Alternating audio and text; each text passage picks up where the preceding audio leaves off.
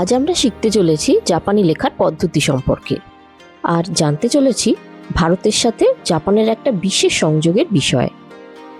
জাপানি লিখতে শেখার প্রথম ক্লাসে আপনাকে স্বাগত জানাই। জাপানি ভাষা লেখার জন্য দুই প্রকার লিপি রয়েছে, কানা ও কাঞ্জি। প্রথমে কানার কথায় আসি। কানা হলো আমাদের বাংলা ভাষার মতো বর্ণমালা, যাতে বিভিন্ন অক্ষর থাকে। কানায় 5টি স্বরবর্ণ থাকে, আ, এ, ই, ও, উ। এই 5টি স্বরবর্ণ জুড়ে বিভিন্ন ব্যঞ্জন বর্ণ তৈরি হয়। মানে বাংলায় যেমন ক, গ ইত্যাদি ব্যঞ্জন বর্ণ রয়েছে, জাপানিতে রয়েছে কা, কে, কি, কো, কু, গা, গে, গি, গো, গু।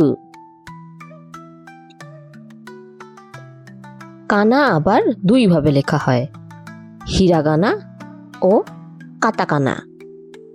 এই দুই প্রকার কানায় অক্ষরগুলির উচ্চারণ এক হলেও দেখতে আলাদা হয়। হিরাগানা আর কাতাকানা উভয়ের অক্ষর সংখ্যাই 46। হিরাগানা ব্যবহার করা হয় জাপানি শব্দ লেখার জন্য, আর কাতাকানা দিয়ে লেখা হয় বিদেশি শব্দ। মানে আমেরিকা এই শব্দটি যখন জাপানি ভাষায় লেখা হয় তখন কাতাকানা লিপি ব্যবহার করা হয়। জাপানি শিখতে গেলে সবার আগে হিরাগানা শিখতে হয়। আমরাও এই ভিডিওতে হিরাগানা দিয়ে শুরু করছি। সবার আগে জানতে হবে আ, এ, ই, ও, উ। আ লিখতে হয় এইভাবে।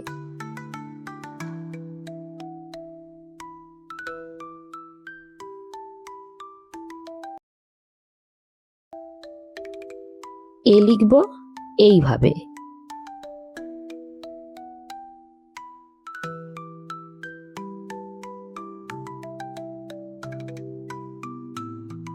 এই হচ্ছে ই।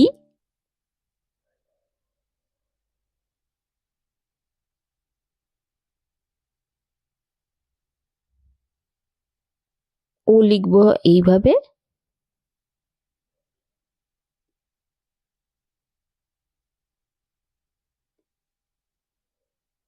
আর সবশেষে উ।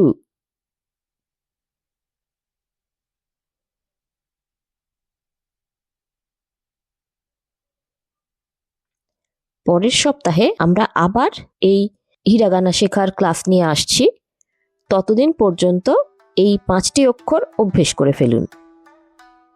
জাপানি অক্ষর মনে রাখার বিভিন্ন উপায় রয়েছে। অনেকে ছবির আকারে কল্পনা করে মনে রাখতে বলে, তবে আমার মনে হয় এতে মনে রাখার কাজটা দ্বিগুণ হয়ে যায়। ছবিও মনে রাখতে হবে, সেই অনুযায়ী অক্ষরটাকেও মনে রাখতে হবে।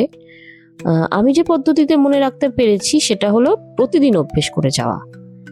আমি যেটা করতাম সেটা হলো প্রতিদিন রাতে ঘুমাতে যাওয়ার আগে একবার দেখে দেখে লেখা, পরদিন সকালে ঘুম থেকে উঠেই আগের রাতে প্র্যাকটিস করা অক্ষরগুলি না দেখে লেখার চেষ্টা করা। প্রথম কিছুদিন হয়তো মনে পড়বে না, তবে কয়েকদিন পর থেকে মনে পড়তে শুরুও করবে আর পরে মুখস্থও হয়ে যাবে। ডেসক্রিপশনে একটি লিংক দেওয়া রইল, যেখানে গিয়ে আপনি এই অক্ষরগুলি দেখে প্র্যাকটিস করতে পারবেন। এবার আসি কাঞ্জির কথায়। কাঞ্জি হলো চাইনিজ লোগোগ্রাম। মানে এই অক্ষরগুলির নির্দিষ্ট অর্থ থাকে। যেমন এই কাঞ্জির মানে হলো সূর্য, এই কাঞ্জির মানে চাঁদ, এটি হচ্ছে মানুষ, আর এই হলো গাছ।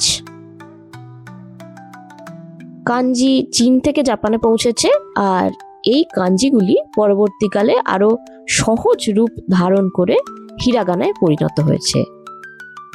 কাঞ্জির বিষয়ে আমরা পরের ভিডিওতে আরো বিস্তারিত আলোচনা করব। জাপানিরা হিরাগানা, কাতাকানা আর কাঞ্জি একসাথেই ব্যবহার করেন। যেমন এই বাক্যটি, এখানে এই অক্ষরটি একটি কাঞ্জি, এইগুলি হলো কাতাকানা আর এইগুলি হিরাগানা। তাই জাপানি পড়তে চাইলে এই সবকটি লিপি আপনাকে অল্প বিস্তর শিখতে হবে। এবার আপনাদের সেই লিপির কথা বলি যা ভারতীয় উপমহাদেশ থেকে জাপানে পৌঁছেছে। বৌদ্ধ ধর্মের সাথে 1000 বছরেরও বেশি সময় আগে জাপানে পৌঁছে যায় সিদ্ধাম লিপি, যাকে জাপানিরা বনজি লিপি বলে। দেবনাগরী লিপির সাথে মিল খুঁজে পাচ্ছেন? জাপানের বৌদ্ধ মন্দিরগুলিতে এখনো এই লিপিতে লেখা মন্ত্র দেখতে পাবেন। তাহলে আজকের ভিডিও এই পর্যন্তই। পরের ভিডিওতে আমরা সাধারণ কিছু সর্বনাম জানব ও সেগুলি ব্যবহার করে সরল বাক্য বানাতে শিখব। ভিডিওটি ভালো লাগলে লাইক ও সাবস্ক্রাইব করতে ভুলবেন না। দোমো আরিগাতো গোজাইমাশিতা।